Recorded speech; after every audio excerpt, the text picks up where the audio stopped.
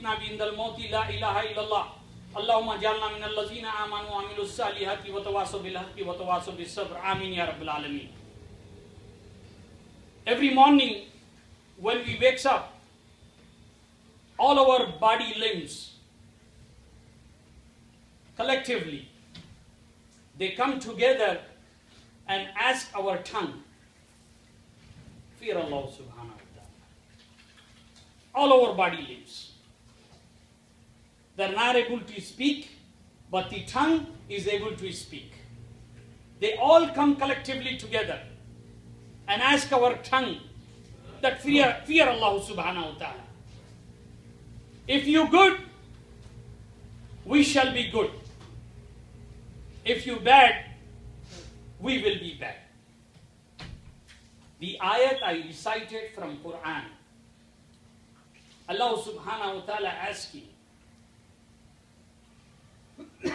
who wants to eat a dead meat that's come from your own brother? We don't even go to a place where they sell non-Zabiya meat. This is our nature. By the time come to backbiting, we are talking so bad of our own brothers and sisters and our kids. Actually, we end up eating a dead meat from our own brother. And the hadith I mentioned about muflis, atadrun al-muflis, the individual who's going to be a bankrupt at the day of Qiyamah. We busy hustling and bustling in our lives, worry about the bank balance, what we have to come up with the bills end of the month or beginning of the month.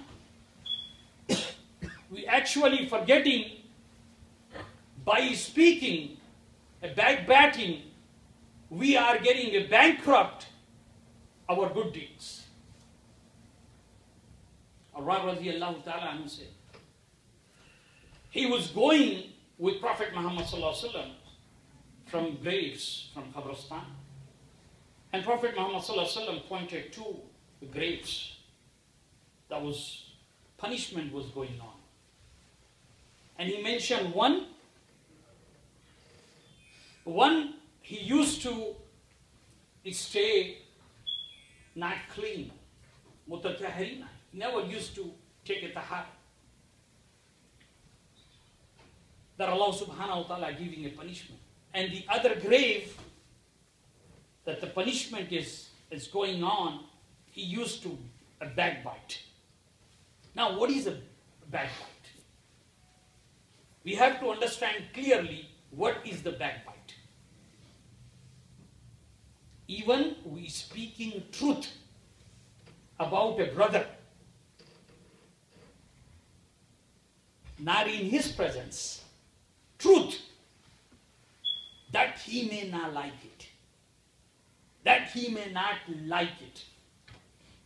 We are speaking a truth about it, but still considered as a backbiting. Imagine, most recent incidents happen in Chicago. We're talking about so much bad.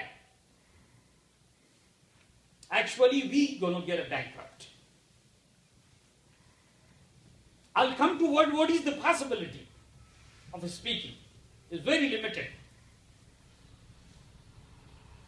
I want to share a waqia from, let me share another hadith with you. Ibn Walid, Ibn Abdullah, Sayyid Raziyallahu Ta'ala Anhu said, narrated that Prophet Muhammad Sallallahu Alaihi Wasallam was with a few Sahabis, and few Sahabis asked, Ya Rasulullah Sallallahu Alaihi Wasallam, what is backbiting? And he explained same thing. You speak something truth about a brother or any person, not in his presence. And he may not like it. He may object to it. It is a backbiting. And the Sahabis asked, what about if we lie in a backbiting? And he says, that's the bohtan. Slander. You slandering. Without watching it, you slandering. Few years back, we talk about one of the alim from Chicago. We all jump into conclusion. We throw him out from a mosque. We did so many things that we are not a witness of it. We were not part of it. What we have done is the evil thing. We are not supposed to do this. Now let me come back to what is the possibility. Talking, truth about some other people, even though it's bad for him. There is a few limitations. An example, if there is a wedding proposal, they come to you and explain in biodata, this guy makes so much money and he does this, that. If you are obligated to answer, this is about life. And you can answer only for the present. You cannot go on and on for last 5 years, he used to do this, that. No. What your answer can be is that he's not appropriate for you. That's it. He is not appropriate for you. Find somebody else. That's all you can say. You cannot say he used to do this, he used to go to club, he used to do bad things. No. Now you're giving your good deeds in his favor. Now you're going to get bankrupt at the day of Qiyamah. At the same time, the story I want to share, this is Prophet Muhammad sallallahu alaihi wasallam.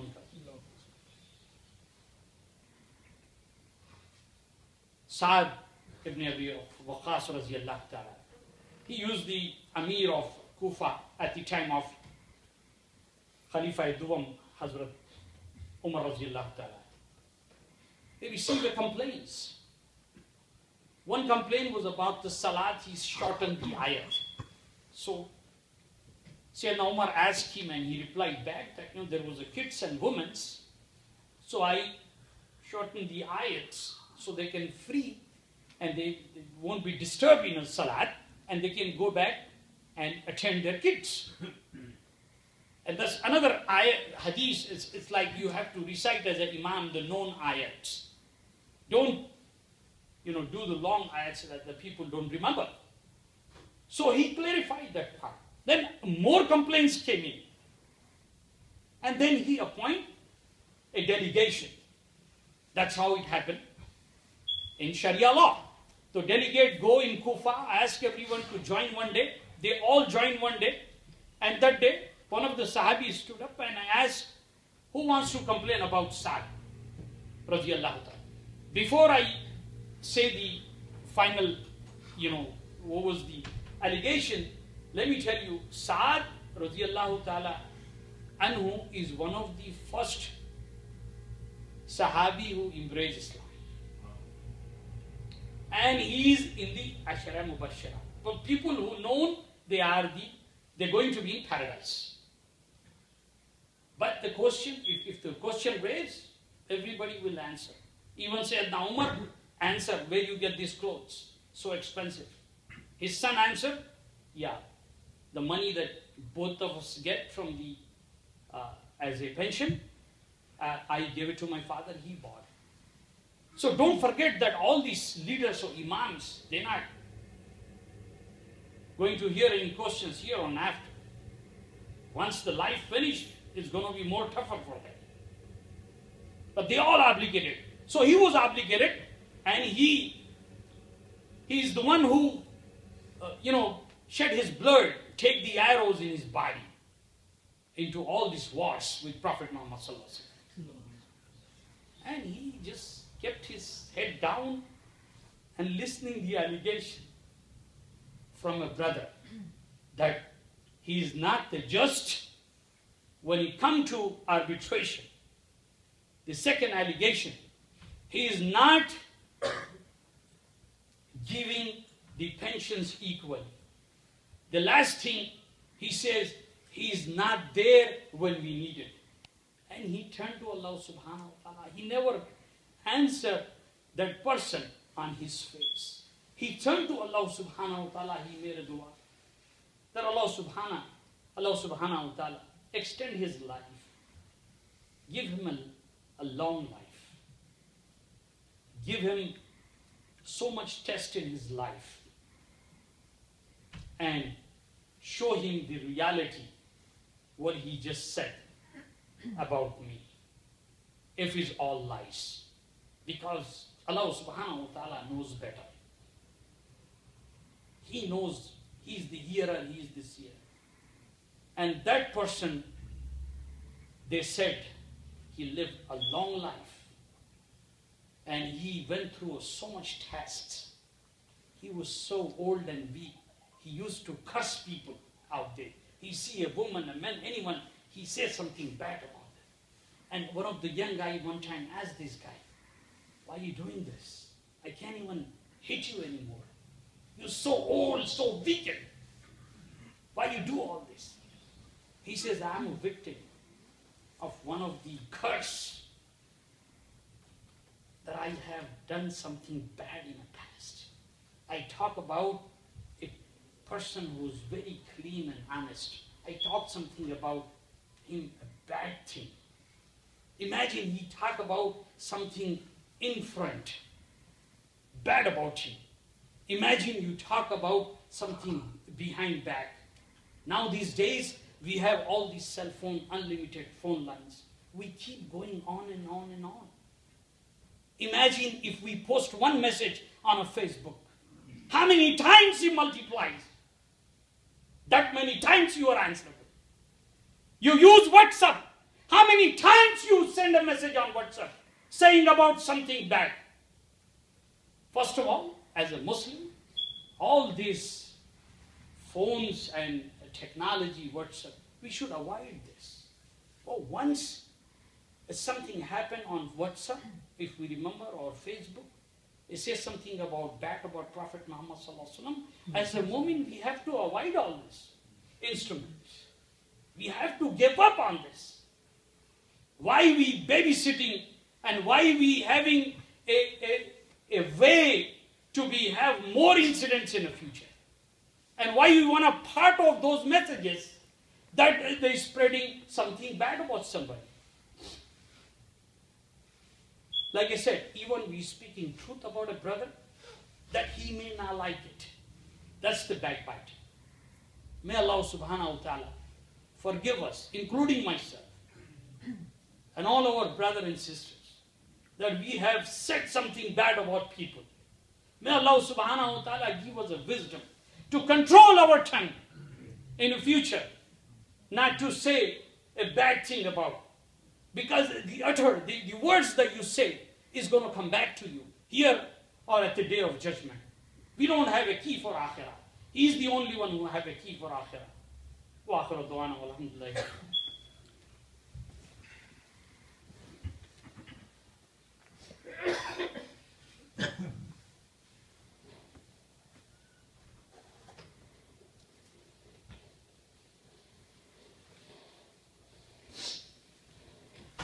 Alhamdulillahi wa kafa, wassalatu wassalam ala ibadillahi lazina istafa, khususan ala awwalihim wa khatimin nabiyyin Muhammadin al-Amin.